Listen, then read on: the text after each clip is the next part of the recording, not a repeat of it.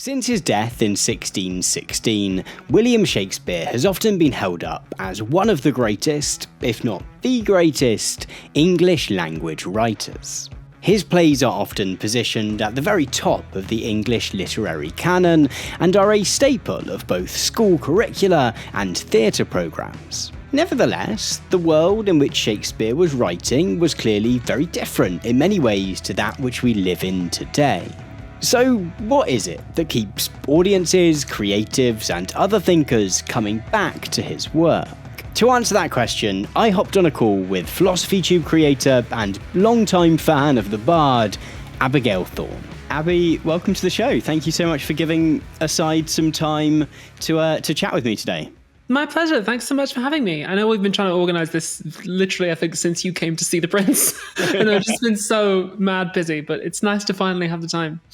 No, it's nice to have been able to make it work. And yeah, you mentioned there The Prince, which so you are now, as well as being a accomplished YouTuber, video creator, and actor in all kinds of different things. You are now also an accomplished, award-winning, I believe, playwright.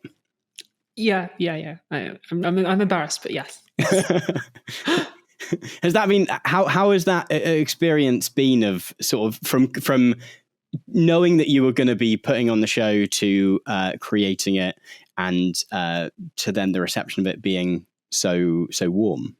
I still can't quite believe that happened.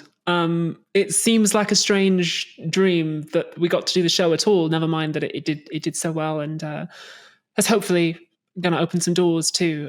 So yeah, it's been a wild. How long has it been? I guess we must have started putting things together about this time last year. So it's been a really life-changing experience.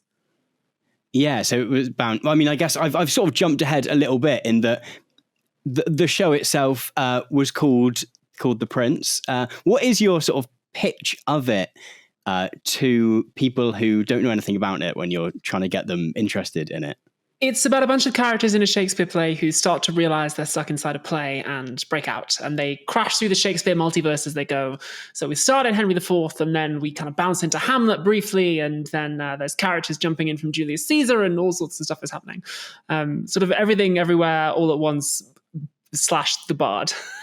And it was. I don't think I realized how multiverse it was until I was probably sat in the theatre watching it in a kind of summer of multiverse cinema, wasn't it? I think. Yeah, there was something was in the water. I think had that been part of something you were bouncing off when you were writing it and going, "Oh, this seems to be a cultural thing that people are interested in currently," or did not it just consciously? No, I mean the original plan was to have it all take place within Henry IV Part 1. Hamlet, the detour into Hamlet kind of started as a joke, and then took it seriously. And I was planning on cutting it down a lot until Donica, the dramaturge, and Tash, the director, said, "No, keep this in. This is an important bit." And the journey into Hamlet becomes sort of pivotal for the play's villain, Hotspur. That kind of moment of Hamlet becomes really important for her. But yeah, it just sort of grew quite organically, really. I wrote it over a period of on and off a period of about 2 or 3 years. I sort of wrote drafts and then put it away and came back to it. And then about a year ago, I came back to it and started taking it more seriously. I was like, okay, this isn't just an exercise. This is something we're going to put on as a piece of theatre. Yeah, because it does bounce between so many different Shakespeare plays in sort of, some of them briefly and some of them, I think, like you were just saying, slightly more substantially it's probably Henry IV Part 1 and Hamlet that are the kind of the two big ones, yeah. chunkiest bits. So it must have, so it's almost, I don't know if you'd count it as research or whether you were already so well attuned to those plays that maybe it didn't feel quite so, but you must have had to have engaged with those plays quite a lot to be able to then write this show that is set so comfortably within this kind of multiverse of Shakespeare plays. Yeah. So I've been reading and acting in Shakespeare since I was 14. I was in The Tempest was my first ever Shakespeare, and I've been sort of immersed in it since then. I think several years ago, I did a charity event where I read the complete works of Shakespeare live on Twitch, 24/7 for about 5 days for the Samaritans. So I got to read all of it then, which is some of it sticks in the memory a bit more than the rest. But yeah, that was a wonderful experience. Well, that was sort of the theme for this episode of the podcast. Was I was interested to use the fact that you have created this wonderful show and now film sort of adaptation of it. I get a sort of pro shot, I think, is the phrase that often gets used, of the Prince. That I thought would be really interesting to use that as a kind of jumping off point to talk about what is that kind of ongoing appeal. And it's kind of, I think it's interesting to chat to you about it, partly because you have had, because it does, like Shakespeare does seem to pop up every so often in your videos, but also because you, having written the play and acting in it, I think you've got the perspective of both that creative thing of, why did you feel like you wanted to use these stories to create a new story, but also what's the appeal of acting in them. It's interesting because I was going to ask actually what was because I suppose to start off, Shakespeare has been something that has popped up in your videos every so often, I think, and I guess you have had quite an ongoing relationship of sorts with Shakespeare. Yeah, it has. So I've been, ever since Philosophy Tube, there'll probably be bits of it back in season 1. So for clarity of your viewers, I divide Philosophy Tube into seasons. Season 1 is everything from the start until my episode on Elon Musk. Season 2 is everything from Elon Musk until Identity, and season 3 is everything from Identity ongoing. So I think even way back in season 1, I think I was probably dropping references in there. Season 2, there were definitely some episodes which had like more engagement with Shakespeare, and like quotes or even performances of little pieces of it. So yeah, it's always kind of been around. As I say, I've been doing it since I was 14. And I just kind of love it. I mean, my route into it was through acting. When I was in The Tempest, and and also at British Drama School, when you audition, you are expected to perform usually 2 monologues, a modern one and a classic one, and the classic one is usually Shakespeare. And I remember I did a little bit from The Merchant of Venice at my drama school audition. So as an actor, you kind of have to be expected to at least know something about it. And as an actor, Shakespeare I love the technicality of it. I love the technical challenge of it. Once you get that rhythm of the iambic pentameter down, it becomes so easy, and it's difficult to do Shakespeare badly once you master that rhythm, because it's like he is there holding your hand and being the director for you. It's so beautiful because it's written in this 10-syllable per line rhythm, and he is so particular about which words get emphasized. If you pay attention to the rhythm, he'll actually teach you that. And sometimes characters will have 11 or 12 beats in a line, and it shows that their thoughts are rushing and they're animated. Sometimes they'll only have 5 or 6, and that means you've got to pick somewhere to put in a pause to make up 10. Also, if your character has 6 beats, your scene partner will have to give you 4 back, and the technique is whatever rhythm they give you, you give them back the same pace. So if they're giving you 6 beats very fast, you give them 4 back very fast. And he's directing not just the lines, but the scenes as well as you go. So it's so beautiful to have that direction there in the text itself. As an actor, I found that once I learned that rhythm, and I discovered I have a bit of a knack for it, because it's not something that everyone can necessarily pick up on. I'm not dyslexic, for instance. I know some actors who are dyslexic who struggle a little bit with Shakespeare, or with language, or with the old-fashioned language of it. Sometimes Shakespeare's very difficult. Sometimes he's making poetic references to things that we don't reference anymore. There's a bit in, I think, the Scottish play where somebody mentions Tarquin's ravishing stride. And if you don't know who the hell Tarquin is, then you're like, well, bloody, who's Tarquin? Is he coming on later? What's that all about? It just happened to be something that I enjoyed and had a little bit of a knack for, I guess. Who is, quick sidebar, who is Tarquin? Tarquin, in the context in which he's being mentioned, Tarquin was going to commit an assault. So his ravishing stride is his as he's walking on the way to do this thing.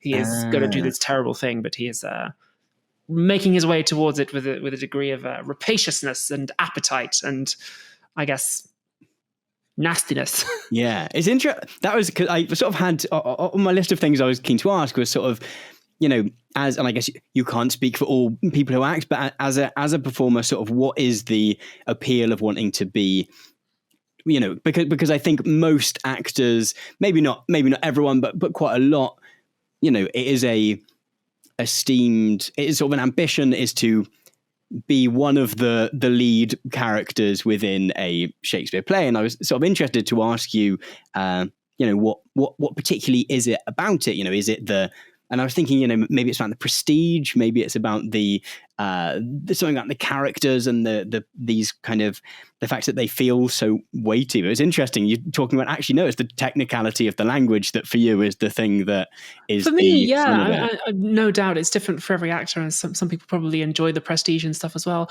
I really enjoy the technical aspect of it. I also think a lot of the characters that he writes are just really bloody good. And there are moments when you get to go somewhere in a performance of a Shakespeare character that not a lot of roles these days would necessarily take you. Like Shakespeare really takes his characters to some dark places, like really the edge of human feeling. The places that we don't often like to kind of think about. I remember the scene in I'm getting my Titus Andronicus and my Coriolanus mixed up. Titus Andronicus, where his sons are led away to be killed.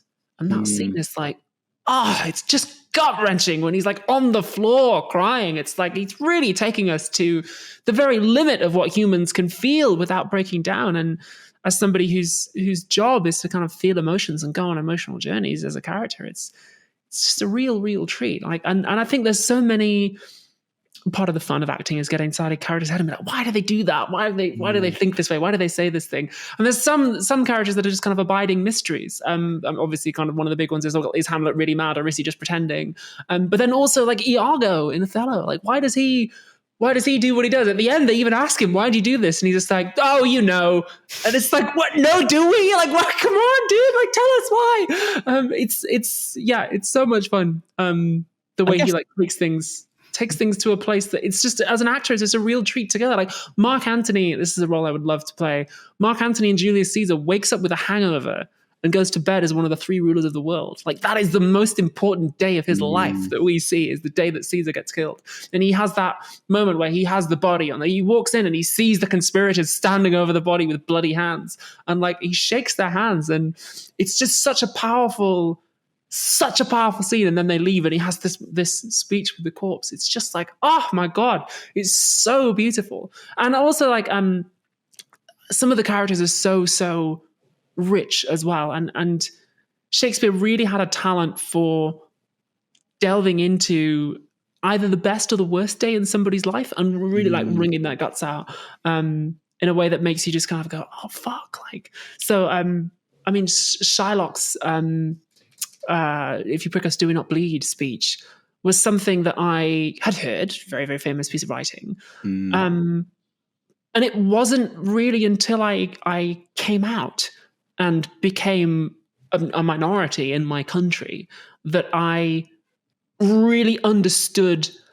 both the despair and the venom in that speech. Like, if you prick us, do we not bleed? If you tickle us, do we not laugh? If you poison us, do we not die? And if you wrong us, shall we not revenge? Like, if we are like you in the West, we will resemble you in that.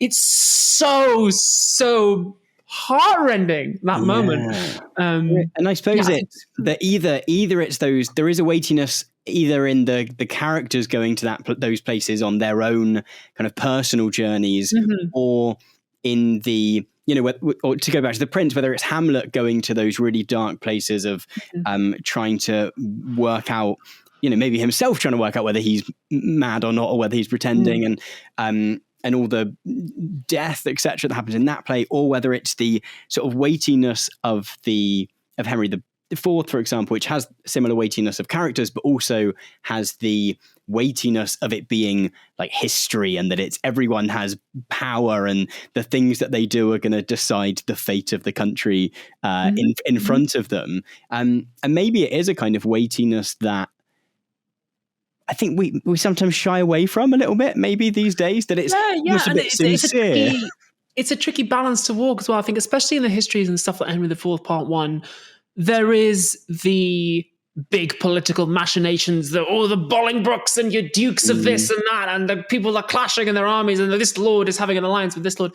But then also you've got the very, very human drama of like Hotspur and Hotspur's wife, Kate. Like, how do they get on? And I think Shakespeare does a really, really good job of balancing those two things and like making sure the human drama comes to the forefront. Even if you're like, okay, I'm not entirely clear what the kind of political situation of like King Lear is supposed to be, but like I kind of get that, oh, like that guy is really upset at his dad and I really care about that. And like it actually it reminds me a little bit of House of the Dragon and Game of Thrones. I've been watching House of the Dragon recently, and they really do a good job, the writers, on that, of balancing the kind of this massive political world and all this intrigue and stuff with the kind of very small, like actually it's about this guy and his niece, or it's about this girl and her dad and stuff like that. And it's the balancing act between like the very, very big world and the very, very small vulnerable people is something that Shakespeare just captures so beautifully.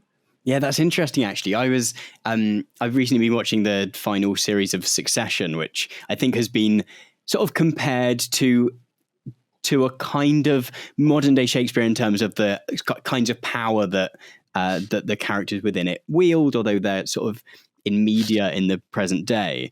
And that's similarly interesting in that sometimes you're interested in the kind of business machinations of it all, and sometimes one of them has their heart broken, or there's a relationship which doesn't quite work out, or there's a relationship with a dad or with a son that is just heart-wrenching on that really personal level.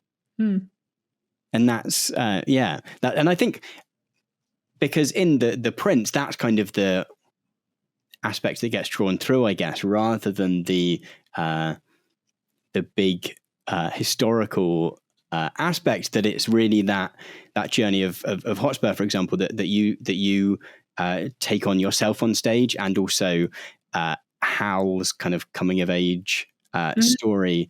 And it was interesting to see you doing something which I think is a bit of a tradition with Shakespeare, although often it's with playing with the plays themselves rather than sort of wrangling them in quite the way you did in terms of writing a new play which engages with them, of using old stories that some people might already know something about to then tell a new story. And how did it feel to be doing that? Was there a sense of trepidation with playing with, you know, the national poet or whatever? Yes, there was a little bit, but mainly that was out of fear of backlash, because shortly before we opened The Prince, there was a play which opened at the Globe called I, Joan, which was wonderful. And it was portraying Joan of Arc as a non-binary person. And there was a lot of backlash to this that was led by the right-wing British papers, and also against the writer and the lead. And I thought, oh, shit, wait till they get a hold of me. Fortunately, in the end, the things weren't quite as bad for us as they were for them. There were, sadly, a few newspapers which made transphobic comments about me, which was hurtful, but that was somewhat to be expected. So yeah, I was more worried about the backlash from cis people because The Prince is a very queer play, in addition to kind of messing around with Shakespeare. So I was more afraid of the queer phobia than the kind of poison from the Shakespeare heads. And in fact, the sort of Shakespeare lovers really enjoyed it, actually. And I also got one of the best compliments I've ever gotten in my life after the show, which was somebody said, I've been watching Shakespeare for years and I couldn't tell what was Shakespeare and what was you. And I was just like, oh, thank you very much. That's quite a compliment to get for your first ever play. Yeah, I mean, you were writing and producing the play in difficult times for trans rights in the UK. And I imagine there must be some crossover between a kind of Telegraph audience and a slightly more traditionalist Shakespeare audience, maybe. But Perhaps. I mean, the audience when I was there was just wrapped up in and absolutely loving it. Did you sort of feel that through the run? Yeah, that was one of my favorite things. Actually, is how many queer people and young people and people who've never come to the theatre or wouldn't normally go to see Shakespeare came to see the show, and that I think is in large part thanks to how wonderful the Philosophy Tube audience is. That people turn up. I mean, I had somebody message me after the show one night and said, I've never gone to the theatre before, but I came because of you, and now I want to go again. And I was like, wow, that is, I mean, an astonishing honor for me as a performer to be somebody's like first show, never mind first Shakespeare, first show. That's a special moment. I always think there's something very special about somebody's first ever Shakespeare play. And I've been lucky enough over the years to be quite a few people's first exposure to Shakespeare, which I think is wonderful because I don't forget it. Like the first time I was in Shakespeare was The Tempest, but the first production I think I ever remember seeing, my earliest Shakespeare memory is of the Scottish play in the Newcastle Theatre Royal, which just absolutely captivated me with like the music and the costumes. And I was like, okay, I can kind of guess about 50% of what's going on here, but it's so gripping to me as I must have been, not much more than 10. Wow. And be like, wow, this is so cool and dark and feels so ancient, and the world that they brought to life here was so amazing. And yeah, I think theatre's a really tricky one in terms of what you were saying about people maybe not having gone before, or maybe being a little bit skeptical. In that, I worked in theatre for quite a long time, and I often found that there was an audience thing where if people see a bad film, they go, "Oh, that was a bad film. I might not see the sequel, but they'll possibly still go to the cinema again next month or whatever." Whereas if people see a bad play or show, they will often go, "Oh, they will ascribe it to theatre generally," and will go, "Oh, my sort of skepticism has been confirmed about this kind of art form as a whole." And yeah, I think we'll go, I'm not really a theatre person in a way that people don't generally go, I'm not really a film person or a music person. Like I don't listen to music. It's like ever, like, but there are people who just simply never go to the theatre and don't engage with it. I think part of that is expense. Theatre tickets are not cheap. It is cheaper to go to the cinema for sure. And part of that is, I think, some theatre is both intentionally and not intentionally made for theatre heads. In the same way that a film has a language of grammar and editing to it. People understand what like a scene transition is, or people understand what an establishing shot is, stuff like that. Even if you don't know the language, like, you recognize these things that are used to structure a film. I think theatre too has its own language sometimes. I think that language is a lot more fluid than it is in cinema. But if you're not aware of that, you might feel like this isn't for me, or I'm expected to know something here that I'm expected to know what to look at and what not to look at in a way that a film doesn't quite demand so much of me. And I think that's true whether or not the play is explicitly aimed at regular theatre goers or not. And some are. Like I went to see a fantastic play the other night at the New Diorama, which was called War and Culture. And it was very much about the business of making theatre in Britain right now. It was fictionalized, but it was about what it means to make art under a right-wing government, and in particular under a government on which you depend for Arts Council funding. And it was very, very powerful. But there was like a lot of in-jokes and a lot of stuff that was definitely in there for the theatre heads because they knew that actors and industry people would come to see it. Contrastingly, I went to see a play the other night at the Arcola. I'm blanking on the name now because all I can remember is the name of the lead actor, which was Elf Lyons. The name is The Misandrist. It was produced by the same people who produced The Prince. That was absolutely fantastic. And it was, I would have thought, compared to War and Culture, much more open and accessible to first-time theatre goers because it is much more like, okay, here's a story. We're going to tell you what the story is.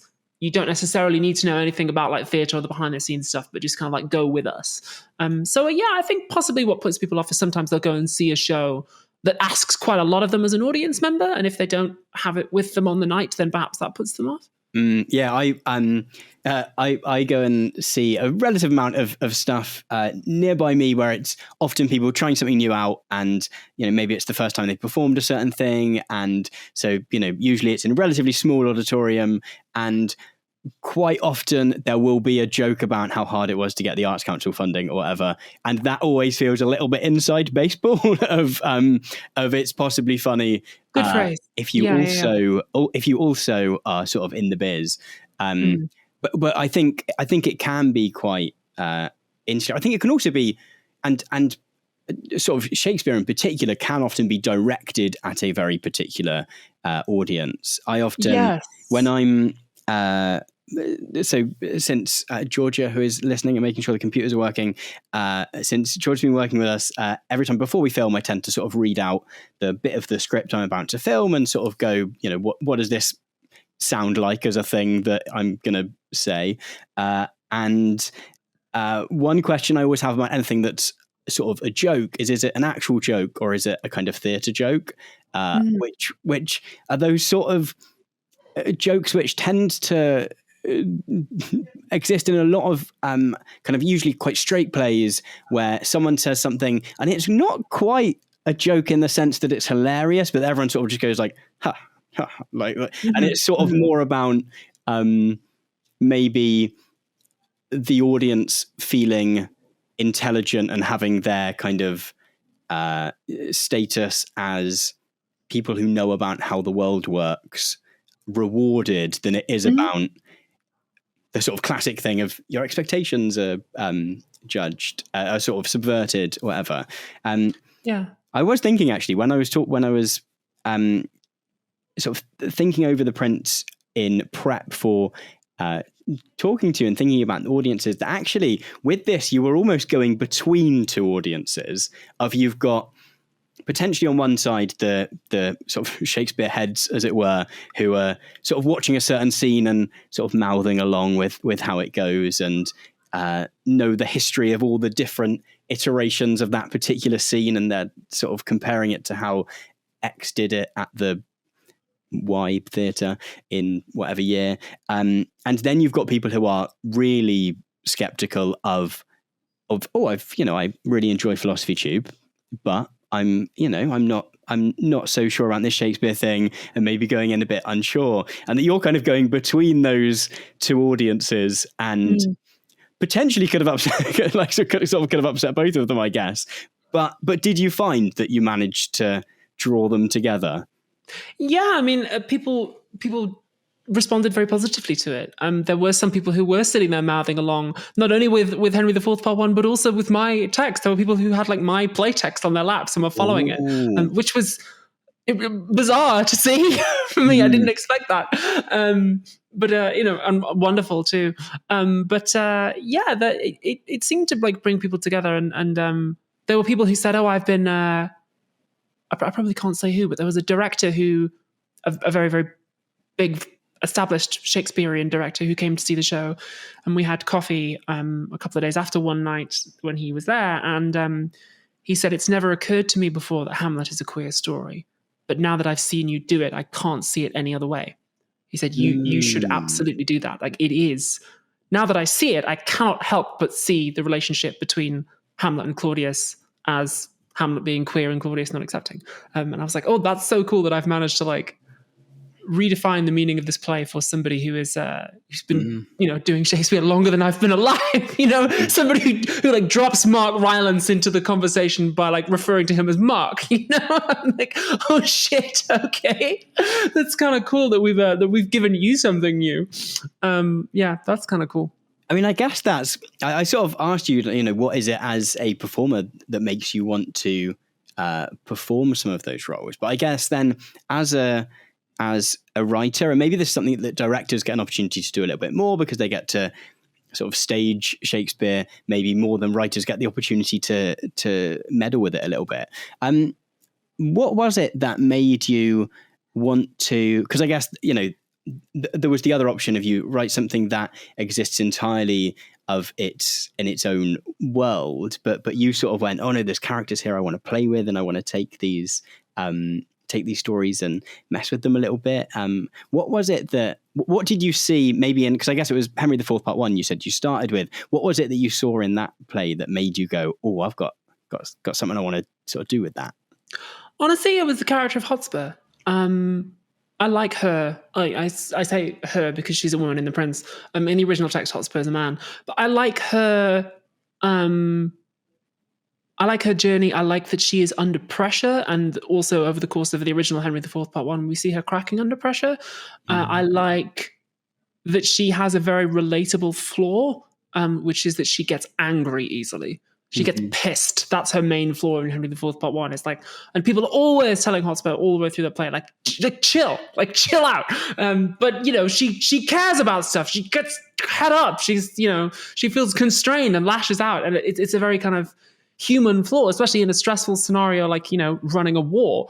And it's interesting, I think, the ways in which that is both a blessing and a curse for her, because she's also held up as this paragon of masculinity in Henry IV Part 1, in particular contrasted to Hal, who's a little bit more sort of cool and thoughtful. So I just found her interesting as a character. She's from the north, like I am. She's from Northumberland. So a lot of the time when she's referencing places or people like hometown, in Northumberland, yeah, well, it's stuff that I know. I just found her inherently relatable as a character. She's also somebody who is quite constrained by her role. And I guess I related to that when I read Henry IV Part 1 for the first time when I was still in the closet. And I was also constrained by a role. And also people used to point to me and say I was like a paragon of masculinity. And I also found that to be quite suffocating. So that was, it was just a multitude of reasons I was drawn to Hotspur as a character, first and foremost. And then I also realized that the story I wanted to tell with the Prince, thematically, the story is about the roles that we play for other people, the roles that we feel pressured to play for other people. And I thought Shakespeare is a fun way to explore that, because people often come to Shakespeare with expectations. It's expected to be done in a certain way. It's very serious and it has a lot of weight and it's very important to the nation. And I thought, that's kind of... First of all, that's the journey that a Hotspur is going on. It's like, this is a very serious thing that you have to do, and it's very important for the nation and your family and everybody. So, like, first of all, there was a nice parallel there between like Hotspur as a character and Shakespeare as a kind of national cultural symbol. And also, I thought there's a nice parallel here to, again, what it's like being a queer person in the closet. That, like, it's very, very important that you play this role that you have been assigned, and you take it very, very seriously, and it's very important to your family, and everybody's looking at you to do a good job at this. And any kind of like fun or weirdness or kind of breaking out of it or queerness is seen as, it's very bad, you mustn't do this. At best, it's like, that's very bad, you mustn't do this. At worst, it's like, you're kind of actively subverting the texture of the nation. So that's kind of, it all just sort of lined up thematically in my head between the gender stuff and the wider stuff about queerness and the Shakespeare itself. And that made me want to go, okay, I think I want to tell a story using Shakespeare, first of all. And also I wanted to tell a story that starts in Shakespeare, that starts with the characters playing a certain role and then gradually realizing it doesn't fit and growing out of it. Because rather than like, I wanted to show what it is like when one is in the closet and not realizing that until one is an adult. When one has a life already on the go, like Hotspur already has relationships which revolve around her being perceived as male. She already has, family and expectations and a whole future mapped out that rely on her being perceived as male. And I thought there was an interesting parallel between that and the rhythm of iambic pentameter. That's like, here is the rhythm that propels you forward. The train is already moving. You have to change directions whilst it is in motion. You cannot stop and readjust. You have to the subversive queer element has to grow slowly from within and push its way out until the pot breaks apart, I suppose. It's interesting that you're sort of saying, and this is always wonderful in a creative project where everything lines up in that way, and you're able to go like, it's here, whatever this theme is I'm trying to explore is here and here and here. It's interesting there because you're sort of saying it's in the words themselves, it's in the context of Shakespeare, it's in the character of Hotspur, because that's almost something which... Because I guess being a writer performer in the particular category of kind of new writing, I guess, is not super common. Like, if people are writer performers, they are slightly more likely to be doing kind of storytelling in the sense of it being maybe something that is, this thing happened to me, and sort of telling a more personal story maybe. Whereas, and it feels like that the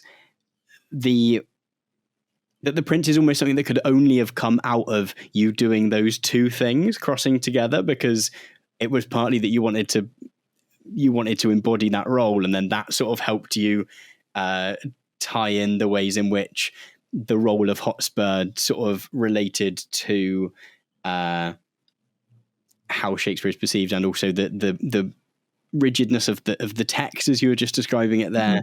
Mm-hmm.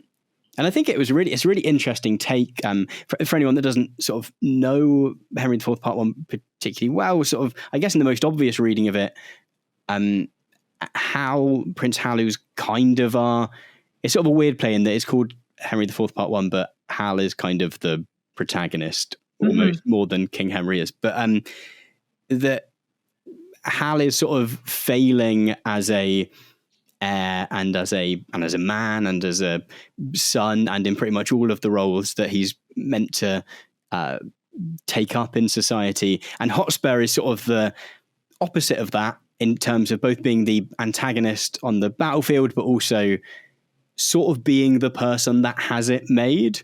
And the son that the person that the king wishes was his son, and all of this. And so it was actually really interesting that then you were like, well, I'm going to question some of these things, and actually does this character who seems to have it made actually, what's a bit more of their interior life? Because does some of that come out in the play as it previously existed, like in Henry IV Part 1? I don't know. I mean, I think if it's done well, then absolutely, yeah. I think a production of Henry IV Part 1 in which Hotspur is like totally just absolutely played completely straight is potentially not as interesting as one in which Hotspur is also kind of struggling with the same issues that Hal is. Not necessarily the same issues in terms of, character flaws and stuff, but also confined by their role. Yeah, I mean, I think I would hope if I ever got to play Hotspur in a sort of a regular production of Henry IV Part 1 that I would bring perhaps not exactly the same ideas to it, but I think that a production of Henry IV Part 1 in which Hotspur is just a kind of like perfect Chad is not as fun. That would be really interesting if you played the same role in Henry IV Part 1, as it exists. It'd be interesting what did you draw over? Hey, I hope you're enjoying my chat with Abby. If you are, and you want to check out further installments of Induction, then you might like to know that every single installment of the show comes out a full 2 weeks early on my streaming service, Nebula. By now, you've probably heard a bit about Nebula. It's a premium streaming service built by a bunch of the internet's finest educational creators. You'll find Bleagle, Big Joel, Philosophy Tube, and, well, me. Alongside allowing you to watch our videos both ad and sponsor free, Nebula is also packed with an ever-expanding library of exclusive content. So you can watch the filmed recording of Abigail's play, The Prince, or my Nebula class, in which I pull back the curtain on the research process which informs my main channel videos, both of which aren't available anywhere else. And, as I mentioned a second ago, both the audio and video versions of every single episode of Induction are available on Nebula a full 2 weeks before they make it to YouTube, Spotify, or anywhere else. So, if you want to listen to the next episode of Induction, in which I chat to Neil from the Leftist Cooks about the changing form of video essays on YouTube, then you can do so on Nebula right now.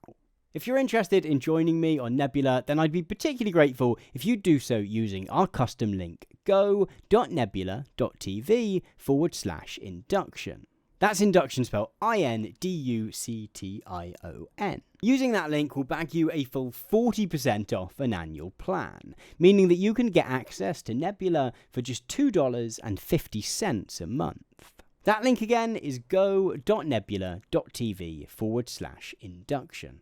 But for now, back to my chat with Abigail. But what would you draw over? I could chuck in some little sneaky references to the Prince heads, just for the Prince heads in the audience. Like there was a production of I forget where it was, but there was, I think years ago, a back-to-back showing of Hamlet and Rosencrantz and Guildenstern Are Dead.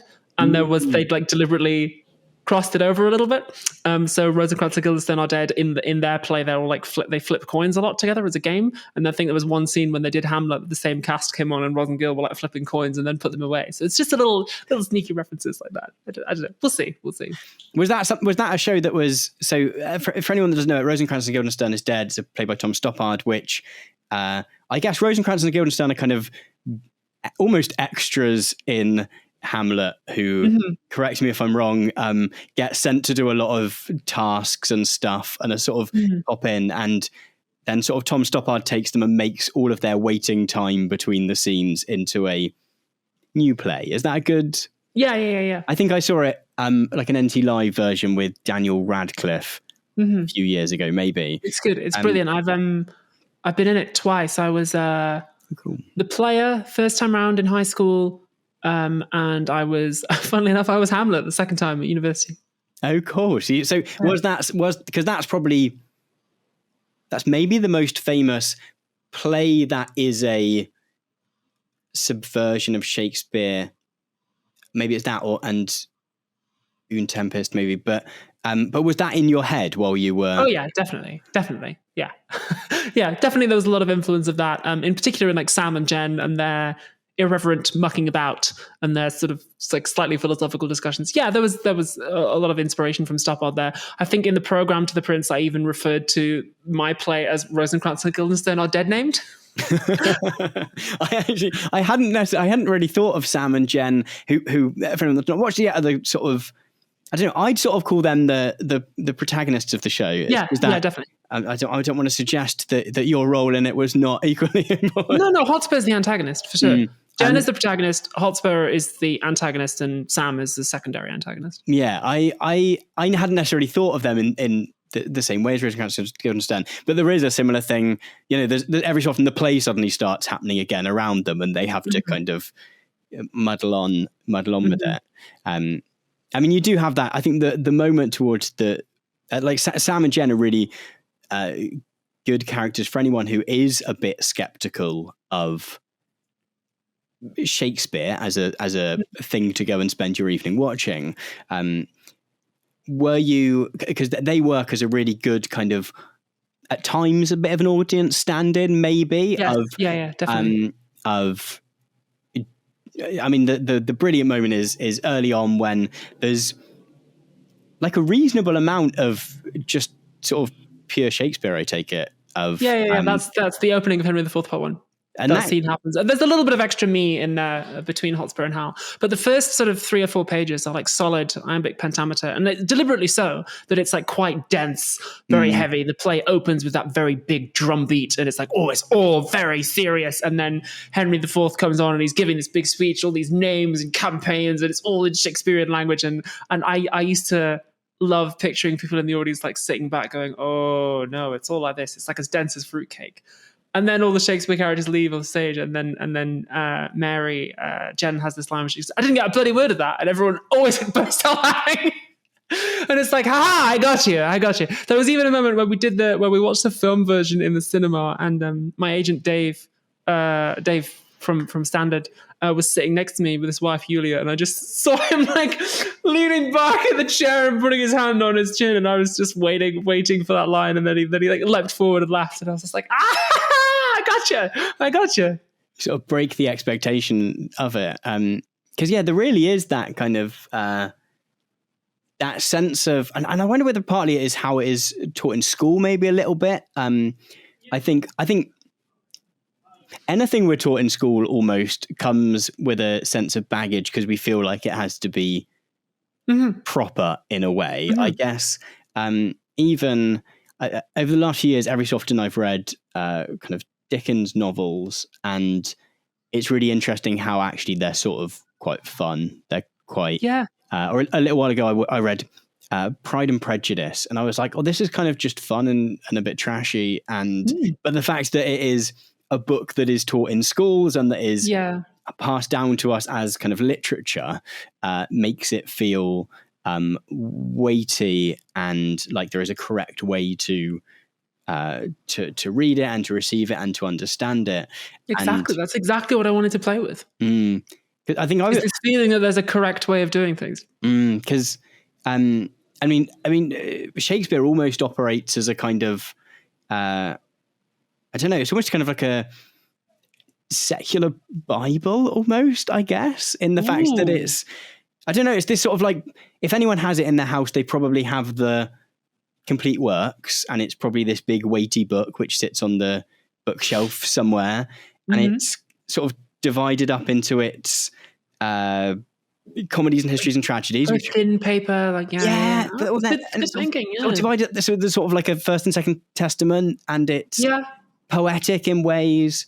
I guess also I'm trying to think which King James is the King James Bible, but I guess I think at a similar time, right? So maybe the language is similarly of a similar era, maybe.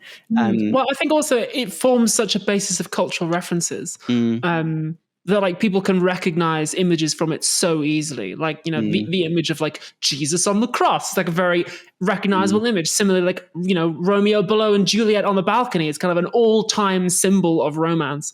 That people might know the names of characters in Shakespeare, even if they have never seen the play. Like, people know Hamlet, right? It's like, oh, he's the guy. He's like crazy, right? That's the only thing a lot of people know about Hamlet a lot of the time. It was like, oh, he's really depressed, or like, oh, it's like David Tennant did that thing one time, or like Kenneth Branagh did it, right? People know a little bit about it, even if they've never read the original itself. So, secular Bible is a really good comparison. I mean, I suppose those when there is celebrity castings of Shakespeare plays is often where you do really get that friction, because some people go to see them because it is a new production of Hamlet, and they've seen every Hamlet they possibly could for the last 50 years. And some people go because it's David Tennant off the telly that they want to see him live in a thing. And often you do get that real clash of audiences where there is a kind of, because I suppose we've talked a little bit about the reception of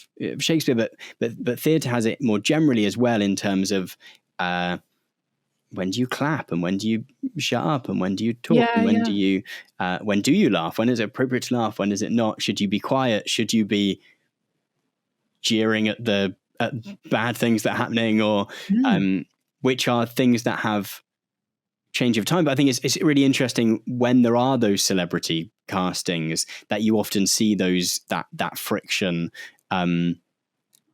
burst out quite a lot, I think. Yeah. And also things like, people taking pictures and videoing on their phone, which in theatre is an absolute no-no, as in like you'll be thrown out. But if you've never been to the theatre before, you might not know that. So something that we had with The Prince was most nights people would turn up late. There'd be one or two people who were coming in like 2 minutes late when the play had already started. And I take quite a hard line on that sort of thing. The stage manager was more generous and did allow people in, but I was all for taking a hard line on that and be like, no, you're in your seat when the show starts, or you don't see the show, because it's one thing to come in late in a movie theater because you're not going to affect the movie. The movie is the same whether you come in on time or not. But if you come in late during the show and you disturb the actors on the stage, or you have to walk past, or you appear in the background of something and you throw somebody off, you can change the show. So there's little things like that. People seem to find it acceptable to be late to the theatre in a way that like, I don't know, I have had that sort of drilled out of me over years of going to the theatre. Like, no, you're there 15 minutes early or you're late. Like that's it. I mean, I think there's part of it is that if you have been going for many, many years, you probably have you sort of know what the expectations are. Like I know the sort of a lot of research about how the ways in which audiences are kind of policed can often be a real kind of reinforcing of other social hierarchies, in terms of being kind of drenched in a kind of sort of wealthy and quite and sort of white model of engaging with something that is happening in front of you, that gets carried away across all kinds of different things, whether it's lectures in universities or whether it's performances in theatres, and that I don't know, sometimes people might want to engage with something slightly differently for all kinds of different reasons, or maybe you're just not expecting. Like I know I've definitely been to shows where there's been a kind of expectation that it's going to be a, on my part at least, that I've gone in being like, okay, this is going to be a sort of straight play. I'm going to go in, the light's going to go out, and I'm going to shut up. And I don't know, something bad happened, and someone else who's only been to the panto is like, well, here's my chance to heckle the baddie, right? Yeah. So I do think there is. So I think that there is some sort of. I'm not suggesting that your sort of take on it is wrong, because I think it's one of those where it's still difficult as a performer if you have an audience that is not doing the thing that you're expecting. Yeah. I mean, I absolutely acknowledge this is my bias from having been, raised on theatre since I was weaned. So yeah, because I know, and to me, the kind of rules of how an audience behaves in a theatre are second nature. But of course, if you've never been to the theatre before, you might not know that, or you might not know whether this is one of the shows which defies the rules or invites you to sort of bend the rules a little bit. Yeah. I think I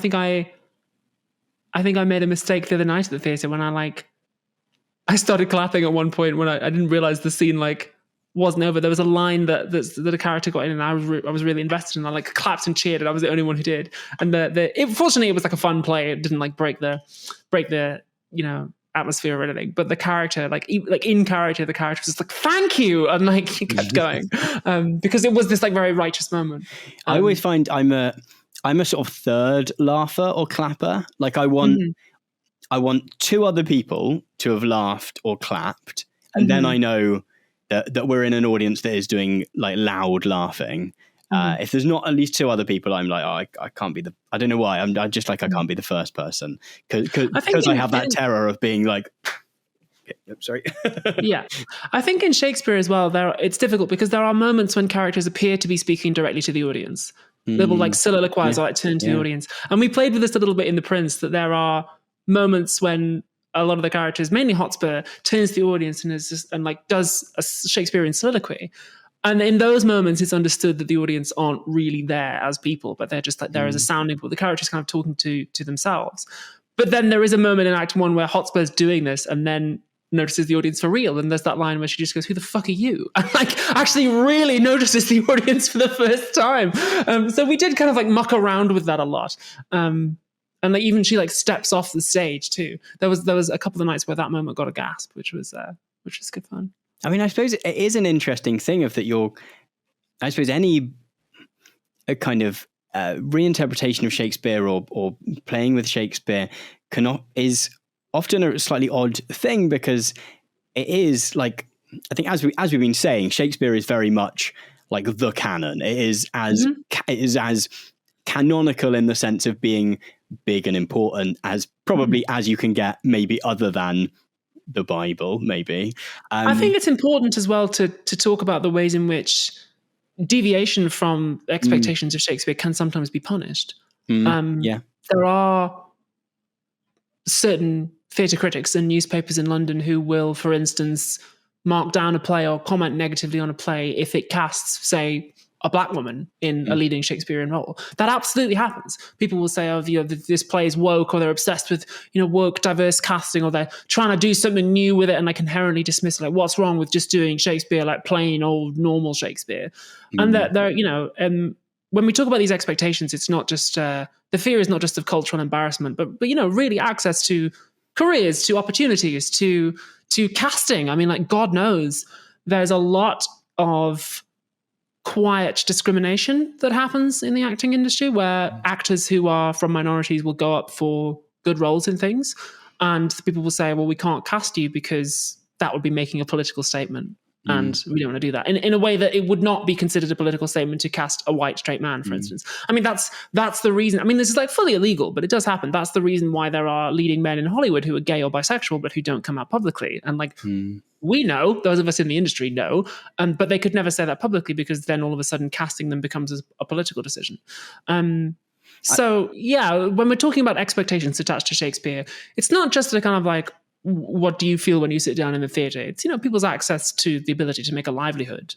It's an important question. I mean, in relation to some of that context, both in relation to theatre and also more broadly, I mean, in a context in which there's been a kind of attempt to turn drag into a big moral panic in the UK, very much not that there's not enough homegrown transphobia as well, but also but the specific focus on drag feels quite imported, partly, and like one of the ways in which it seems baffling almost is partly pantomime, but also Shakespeare itself, because the original performances of Shakespeare would have all of the women would have been played by men or boys, and he toys with gender quite a lot in the text itself. I think is it Twelfth Night, where there's a bit where one of the women is pretending to be a man, and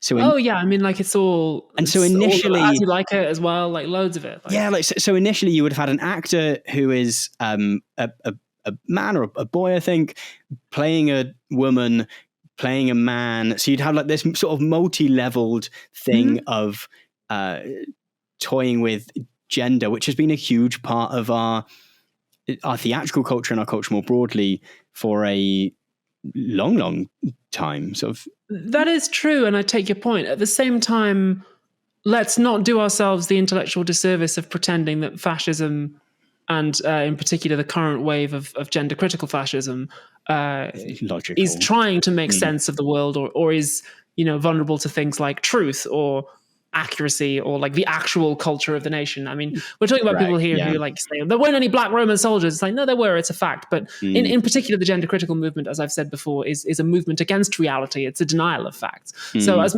much as dressing up in the clothes of different genders, whatever that means, is indeed a part of British theatrical culture, not only in terms of like drag, but also things like Shakespeare and like Monty Python and so on.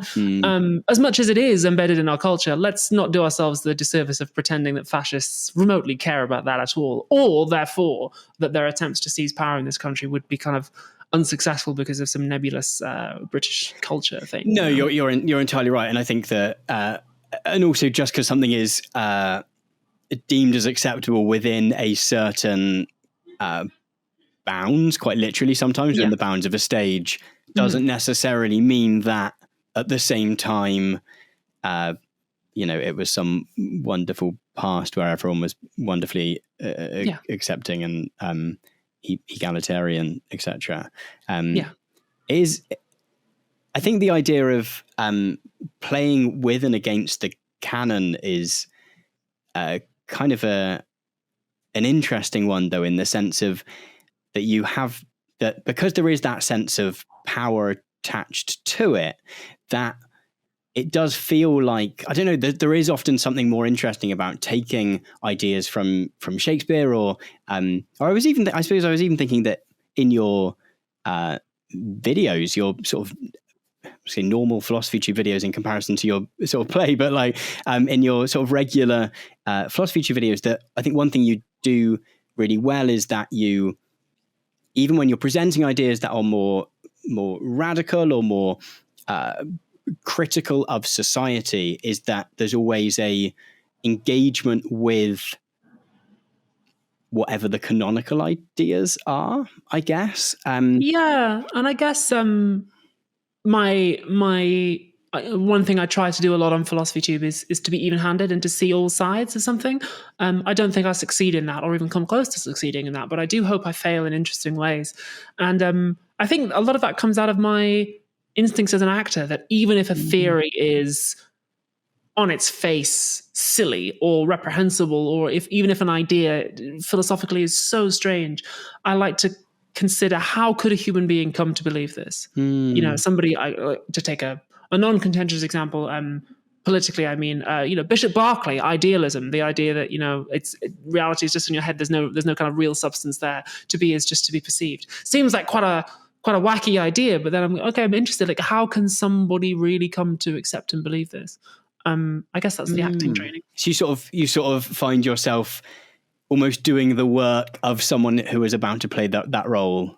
on stage. Yeah. And then sometimes I literally do play the role on Philosophy Tube. That's what the use of characters are for and stuff. Yeah, because I think it does an interesting thing of acknowledging the powerful ideas that are there in a way that I think almost helps viewers or audience members in when it's a play to be able to almost critique the world in a slightly more stronger way, because you're aware of because the more critical ideas maybe are contextualized by those more dominant ideas, if that makes some sense. Yeah, and I guess that is what I try to do, at least. Brilliant. I mean, to wrap us up and sort of come back to the Prince a little bit, do you have sort of future plans for it, hopes for it, or? I can't say right now. Yeah, fair enough. I'm still writing, and it has opened some doors for me. So I'm developing some things, but I can't. Exciting. I can't say. I wasn't trying to sort of extract some sort of exclusive. No, don't worry. I'll announce things when I have things to announce. I'm still working on stuff. I'm still writing, both for stage and screen. Development is a slow process, and also there's I also just act without writing it. So I just got a call from my agent yesterday. I've been offered a nice role in a big TV show, which will probably keep me busy for a few weeks this summer. I won't be doing any of the writing, but I will be acting as well, just kind of a normal acting role. Although I mean, it's not a normal acting role. I mean, I can't say what it is or anything, but if you thought Hotspur was tough, that was intriguing enough. I think. Oh boy, yeah. If you liked Hotspur, I think you'll love this character too. I've no idea how you squeeze it all in. Neither do I. I struggle to do one job, but no, thank you so much for chatting. Usually at this point, I do a bit of if people would like to find your stuff. If there are two people listening that have not watched Philosophy Tube, where could that, which I just said in the weirdest voice ever, where would they find it? Just type in Philosophy Tube on YouTube and you'll find the show. I mean, you just dive in any episode that takes your fancy, really. They're all about different topics. And yeah, I also run a podcast called Kill James Bond. If you just like the sound of my voice, but you're like, you know what, I don't care at all about theatre or ideas, I just want to hear you swear and tell dirty jokes about James Bond, then Kill James Bond is a podcast for you, where me and my two best friends watch movies and make fun of them. Other than that, you'll see me on your screens soon enough. just watch all the TV until you turn up. That's the pretty much, yeah. Cool. Thank you once again, and thank you for listening. Thanks so much for listening to my chat with Abby. As I mentioned during the show, if you want to be among the first to get access to new episodes of Induction, then you can do so by signing up to my premium streaming service, Nebula. To get the best deal on Nebula while supporting us to make more episodes like this one, you can head to go.nebula.tv/induction. Thanks so much again for listening, and I'll see you in the next episode of Induction.